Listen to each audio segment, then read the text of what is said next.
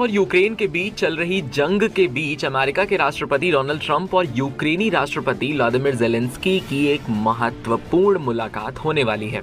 लेकिन इस मुलाकात से ऐन पहले रूस ने यूक्रेन पर बड़ा और भीषण हमला कर अपने इरादे जता दिए हैं।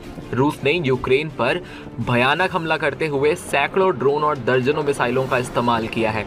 रूस के इस हमले का असली मकसद यूक्रेन के ऊर्जा संयंत्रों को नुकसान पहुंचाना था, ताकि वहां की बिजली और गैस आपूर्ति को ठप किया जा सके। यूक्रेन के दूसरे सबसे बड़े शहर खार्किव पर रूसी सेना ने ग्लाइड, बम और ड्रोन से हमला किया है, जिसमें एक अस्पताल भी निशाने पर आया।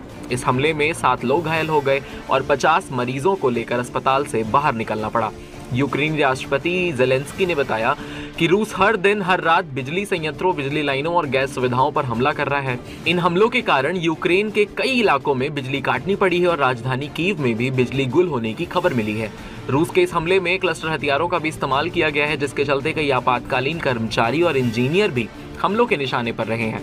ज़ेलेंस्की ने रूस पर इस पर बार-बार एक ही लक्ष्य पर हमला करने का आरोप लगाया है और कहा है कि ये सब यूक्रेन के ऊर्जा ढांचे को कमजोर करने की कोशिश है। मैंने अमेरिकी राष्ट्रपति से बात की। मैंने उनके समर्थन के लिए उनका धन्यवाद किया और कहा कि हम अपनी दृढ़ता के लिए मिलकर कुछ महत्वपूर्ण कदम उठा सकते हैं। अन्य बातों के अलावा हमने ऊर्जा क्षेत्र में सहयोग की संभावनाओं पर, विशेष रूप से अमेरिकी गैस की आपूर्ति की संभावना पर बात की। हम सभी विवरणों पर चर्चा करने के लिए राष्ट्रपति से मिलने पर सहमत हुए। मैंने अमेरिका के राष्ट्रपति से ये अपील की है और आज सभी देशों से भी करता हूं कि वो युद्ध को रोकें और जितना हो सके हमारी सहायता के लिए दुनिया के देशों से भी अपील करता हूं कि वो हमारे साथ आएं और हमारे पक्ष में आकर रूस के खिलाफ इस युद्ध को रोकने की अपील करें।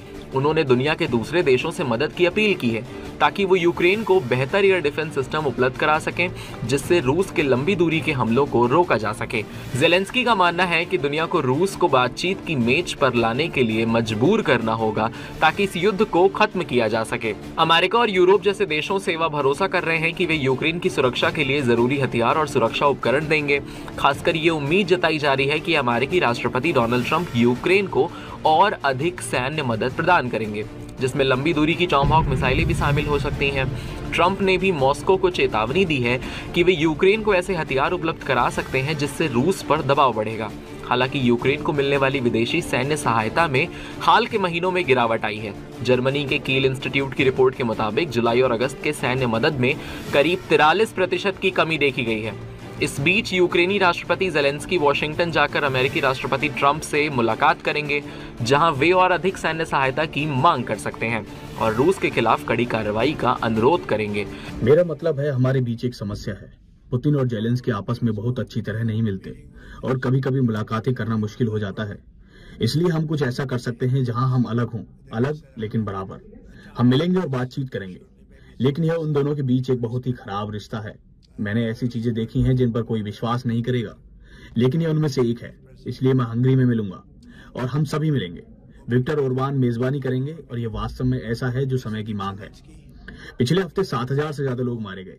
यह हास्यास्पद है और आप जानते हैं इसका हमारे देश पर कोई असर नहीं पड़ता। हम लोगों को नहीं खो रहे हैं, हम अमेरिकियों को नहीं खो रहे हैं, लेकिन वो रूसियों, यूक्रेनियों, ज्यादातर सैनिकों को खो रहे हैं और हमें लगता है कि हम इसे रोक लेंगे। हमें उम्मीद है कि हम इसे रोक लेंगे। मुझे लगा था कि राष्ट्रपति पुतिन के साथ मेरे संबंधों के कारण ऐसा होगा। मुझे लगा था कि यह बहुत जल्दी हो जाएगा और यह स्पष्ट हो गया कि ऐसा करने से पहले कौन सोचेगा कि मैंने मध्य पूर्व के बारे में क्या सोचा था। देखते हैं, उन्हें अभी इस कॉल के बारे में नहीं पता है। मैं उनसे बाद में बात करूंगा और यह इस बात पर निर्भर था कि मैं क्या करना चाहता था और इसलिए हम देखेंगे कि क्या होता है।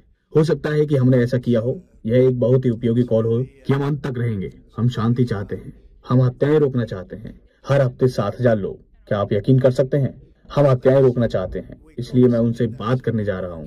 मैं थोड़ी देर बाद उनसे बात करूंगा और उन्हें इस बारे में बताऊंगा और हम सही फैसला लेंगे। मैं किसी भी चीज के खिलाफ नहीं हूं।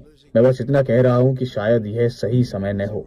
यह 1 या 2 हफ्ते में हो सकता है, लेकिन जैसा कि आप जानते हैं, यह मेरे विकल्प पर निर्भर है। इस पूरी स्थिति में यह साफ होता है कि रूस और यूक्रेन के बीच संघर्ष विराम फिलहाल दूर दूर तक नजर नहीं आ रहा है। रूस लगातार अपनी सैन्य ताकत दिखाने के लिए यूक्रेन पर भीषण हमले कर रहा है। दूसरी ओर यूक्रेन अमेरिकी और अन्य पश्चिमी देशों से मदद की उम्मीद कर रहा है ताकि वह अपनी रक्षा कर सके और रूस के हमलों को रोक सके। इस तनाव के बीच ट्रंप और ज़ेलेंस्की की मुलाकात बेहद अहम मानी जा रही है क्योंकि ये भविष्य में युद्ध की दिशा को तय कर सकता है। रूस और यूक्रेन के बीच युद्ध की शुरुआत फरवरी 2022 में हुई जब रूस ने यूक्रेन पर बड़ा सैन्य हमला किया। ये हमला अचानक और व्यापक था जिससे पूरी दुनिया में सनसनी फैल गई। रूस का दावा था कि वो यूक्रेन को नाज़ीकरण से बचाना चाहता है और अपने सुरक्षा हितों को और ज़्यादा मजबूत करना चाहता है, लेकिन अधिकतर देशों ने इसे एक अनावश्यक आक्रमण माना। शुरुआत में रूस ने यूक्रेन के कई हिस्सों पर कब्जा करने की कोशिश की। खासकर पूर्वी और दक्षिणी क्षेत्रों में रूस की सेना ने कई शहरों पर हमला किया, जिससे भारी तबाही हुई और हजारों नागरिकों की जान चली गई। यूक्रेन ने भी कड़ी लड़ाई की और अपनी सीमा की रक्षा के लिए कई जगहों पर रूस को पीछे धकेलने में सफलता हासिल की। इस युद्ध के कारण लाखों यूक्रेनियन अपने घरों से विस्थापित हो गए हैं और देश में मानवीय संकट गहराया है। अंतर्राष्ट्रीय समुदाय ने इस संघर्ष को लेकर चिंता जताई और कई देशों ने रूस पर आर्थिक प्रतिबंध लगाए हैं। अमेरिका और यूरोप ने यूक्रेन को सैन्य और आर्थिक सहायता भी देना शुरू कर दिया ताकि वो अपने देश की रक्षा कर सके। युद्ध के दौरान रूस ने यूक्रेन के ऊर्जा संसाधनों और नागरिक इलाकों पर भी बमबारी की, जिसमें भारी नुकसान हुआ है। यूक्रेन की जनता और सेना ने मिलकर भारी हिम्मत दिखाई और रूस को कई बार झटका दिया। हालांकि युद्ध अभी जारी है और हाल ही में रूस ने यूक्रेन पर ड्रोन और मिसाइल हमले तेज कर दिए हैं। यूक्रेनी राष्ट्रपति व्लादिमीर ज़ेलेंस्की ने दुनिया से मदद की अपील की है और अधिक हथियार तथा वायु रक्षा प्रणाली की मांग की है।